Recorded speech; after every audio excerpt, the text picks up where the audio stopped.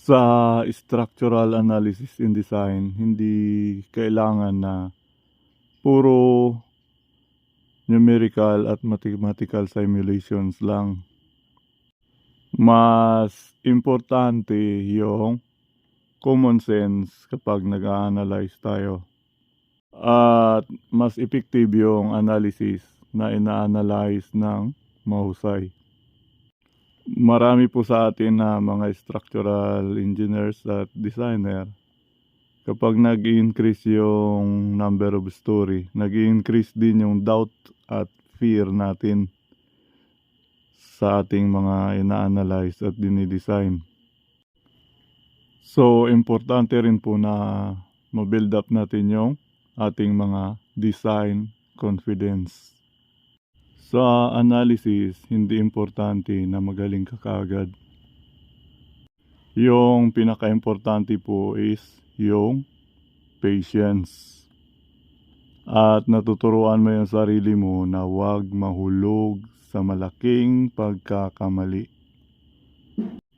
At may instinct ka ng manual checking. Halimbawa, yung column na yan na kinulayan ko ng red, paano mo direct analysis. Column analysis ang tawag sa direct analysis na gagawin mo kapag single member lang. I-analyze mo yung column. Mas maganda mag-perform ka muna ng direct analysis or column analysis sa mga columns para maka-establish ka ng magandang initial sizings ng columns. Ang gagawin mo lang sa column analysis is i-define mo yung areas, tributary areas ng bawat floors. Na yun yung magdi-define ng loadings na i-apply mo doon sa column na i-analyze. Kapag in-apply mo yung dead loads bawat floors at in-apply mo yung live loads bawat floors, confident ka na yun yung kayang dalhin ng column mo doon sa gravity loadings.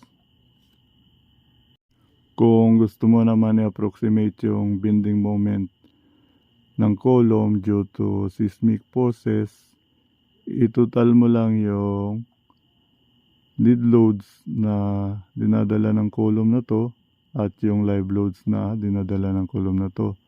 Then, yan yung magiging seismic weight mo. Then, i-multiply mo lang siya ng coefficient ng yung Bezier. Meron ka ng Bezier para makuha yung bending moment dito sa column na to.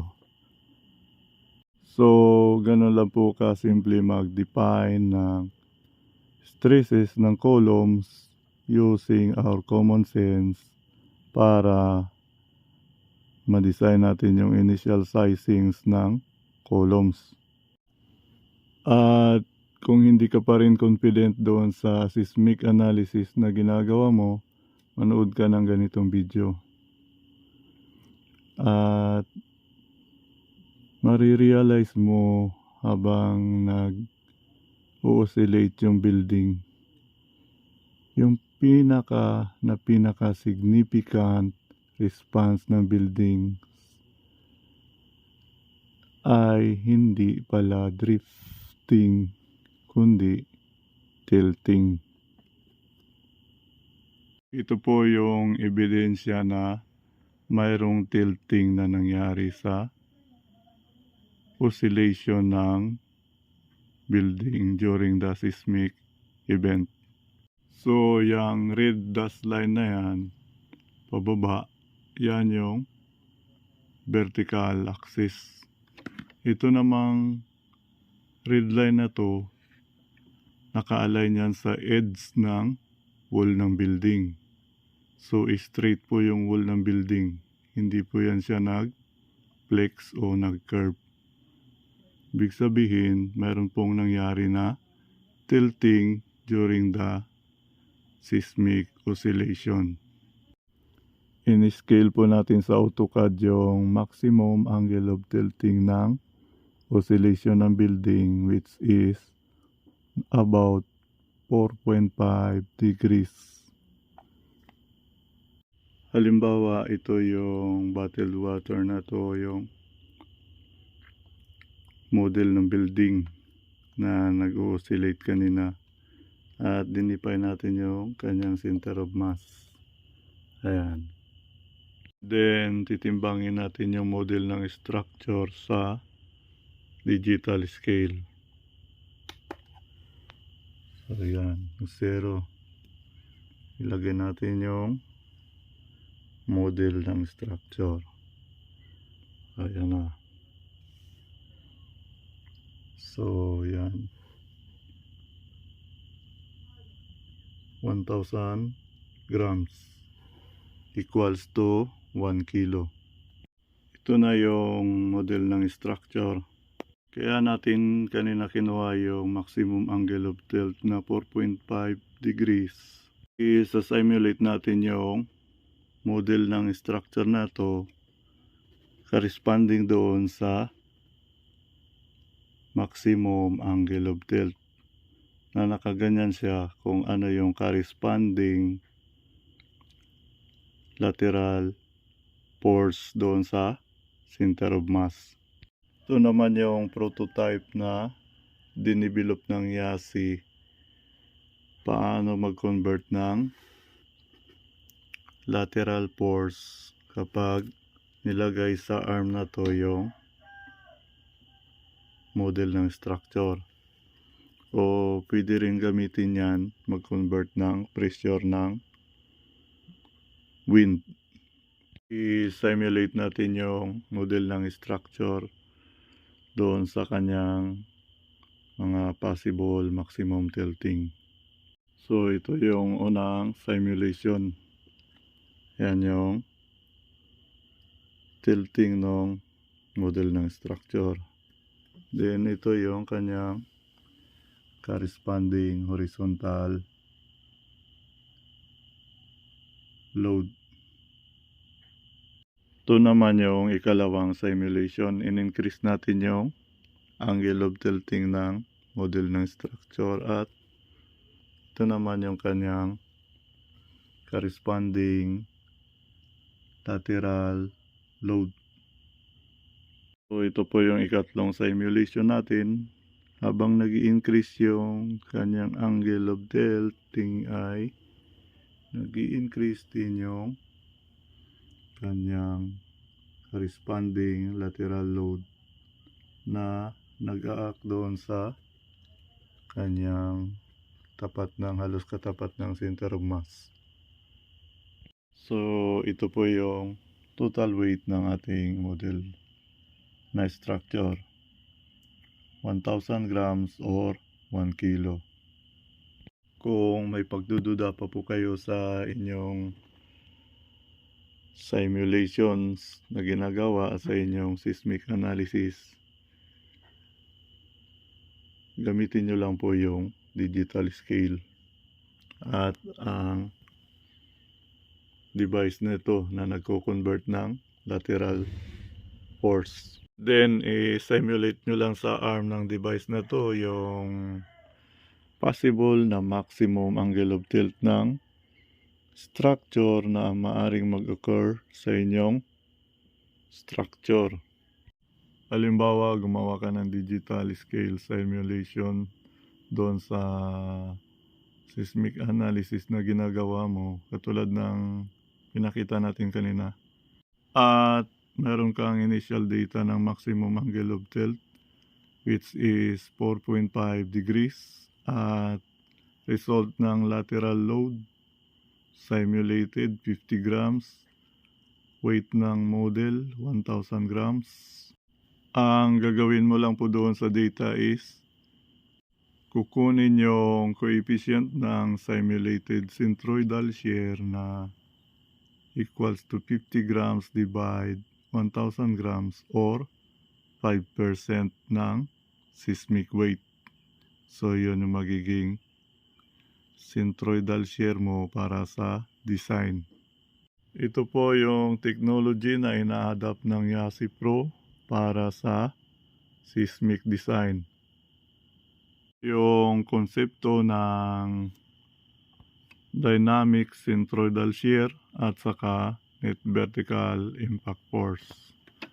So, impact force po yung ginagamit ng Yasi Pro. But kung hindi ka pa rin talaga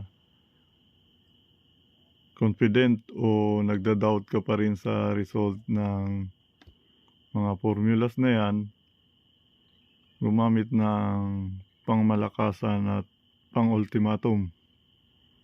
Yung technique ng digital scale simulation. Ito po ay video tutorial ng Yasi Pro Saint Anadi Structural Analysis and Design Software for Resilient Reinforced Concrete Building Design Technology Advanced Version.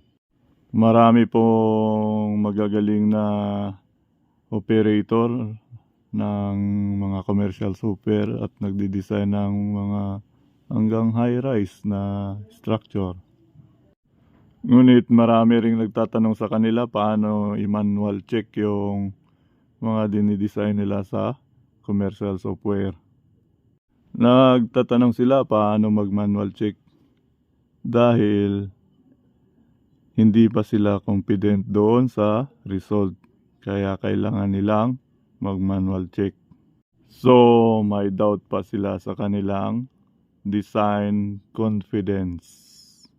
Kahit gaano ka pa kagaling na structural designer, kung hindi mo ito naintindihan paano ipa-intune yung analysis, lagi ka pa rin magda-doubt at magda-doubt sa iyong design confidence.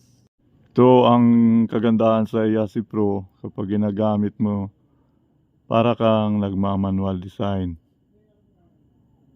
Kailangan nating ipa-intune yung approach natin sa structural analysis para to achieve realistic and truthful design solutions and to reduce or eliminate the tendency of structural engineering stupidity or confusions. Na hindi po lahat sa structural analysis and design ay numerical and mathematical simulations. Kundi dapat lagi mong daladala at suot-suot ang iyong common sense para hindi ka mag-doubt o matakot ng husto sa ginagawa mong mga analysis and design. Ang una pong common sense na dapat mong i-mindset sa iyong isip na ang structure o building na gagawin mo ay dapat unang ma-withstand o ma-resist ng structural frameworks yung gravity loads o yung dead loads at live loads na sufficient ang resistance ng structural frameworks ng buong structure sa gravity loads. At huwag ka naman ma-overconfident na mag-design palagi ng saktuhan. Halimbawa, kapag pinapadesign ka ng 1-story, magbigay ka ng allowance, i-design mo ito ng 2-story. Kapag 5-story naman, i-design mo ito ng 6 or 7-story. Kung 10-story naman, i-design mo ito ng 12-story. Kung 20-story naman, i-design mo ito ng 24 o 25-story. Ang unang goal po natin is masatisfy natin na kayang i-withstand ng structure yung gravity loads. Dahil maraming panahon na ang structure ay nakababad lang sa gravity loadings. Maraming structural designer na hindi alam yung sekreto na to. Kapag nag-analyze po tayo ng gravity loads, ang i-consider po natin is yung mechanism ng structural frameworks. Halimbawa, itong frame na to, meron siyang gravity loadings. Ang kanyang magiging potential deformation ay ganito. Yun, makikita mo yung red na line. Yan yung deformation ng frame. Sa beams ng frame, masasabi natin agad na ang potential deformations ng beams ay bending failures. But yung mechanism ng columns ng frame, di mo kaagad masasabi na yung kanyang potential deformations ay bending failures. Unless na gumawa ka ng ganitong review kung ano yung primary column failure.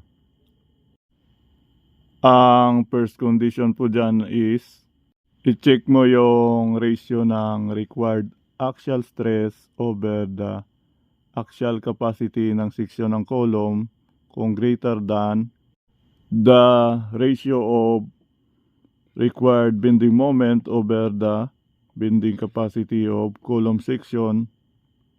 Ang magiging primary column failure mo dyan is axial failure. Kung malaki naman yung ratio ng bending moment kaysa sa ratio ng axial stress, yung primary column failure mo dyan is bending failure. Kaya mas maganda i-justify mo muna yung mechanism ng column failures ng frame bago mo sabihin na yan ay bending failures or axial failures. Kung babad ka naman mag-analyze ng dead loads at live loads or gravity loads, mapapansin mo na yung mga moments sa columns na dinidistribute galing dito sa loadings ng beams, maliliit lang yung part na kanyang dinidistribute doon sa columns. Kaya kadalasan yung mga results ng gravity loads analysis, maliliit yung ratio ng bending moment kaysa sa ratio ng axial stresses. Kaya ang nagiging primary column failure palagi sa gravity loads analysis is axial failure. Take note po na ang structures ay laging babad sa gravity loadings. At once na ang primary column failures ng frame sa gravity loadings ay buckling failures, ang magiging primary column failures ng buong frame kapag inakbayan ng seismic force ang gravity loads ay mas lalong pinalala na axial or buckling failures na rin. At yan po yung pinakamahusay na kasagutan kung bakit yung marami at madalas na tinatamaan ng lindol ay nagkakaroon ng axial failures sa mga column system ng structures. Dahil doon sa conditions ng gravity loads pa lang yung dinadala ng structures ay nauna na yung tendency ng axial or buckling failures na mas lalong pinalala nung inakbayan ng seismic force yung gravity loads. Wala pa pong ganyang principle sa present structural engineering. Sa present structural engineering po, ang kanyang principle na ginagamit is second order analysis. But mangyayari lang po yung second order analysis kapag ang unang tendency of failure is bending failure. Na kapag ang ratio ng moment is mas malaki kaysa sa ratio ng axial stresses. Doon pa lang sa condition na nakababad yung structures sa gravity loadings. So kapag nauna yung tendency ng bending failures sa column system ng frame, doon pa lang sa conditions na nakababad yung frame sa gravity loadings ay magiging mas lalong pinalala na bending failures yung nasa column system ng frame kapag inakbayan ng seismic forces yung gravity loads na dinadala ng buong structural frames. At doon pa lang magiging applicable yung second order analysis. At dito po sa tutorial course na to, marirealize ninyo kung bakit nagkaroon ng axial failures yung mga building na nalindol sa halip na dapat kapag lindol lateral forces yan, dapat bending lang yung failures ng column sa frame system ng structures.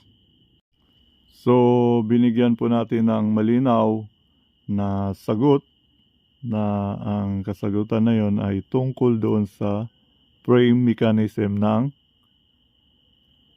structural frames sa panahon na nasa condition pa ng gravity loads yung loadings na naka-apply doon sa structural frameworks. At during the conditions of gravity loadings, kung ano ang una na pinaka may tendency ng potential failure. Yung bending failure ba o yung axial failures. Kailangan po talaga ng fine-tuning ng approach ng analysis para mas effective yung analysis na may tamang pag-a-analyze. Maraming salamat po. Thank you and God bless. And God bless Yasi Pro.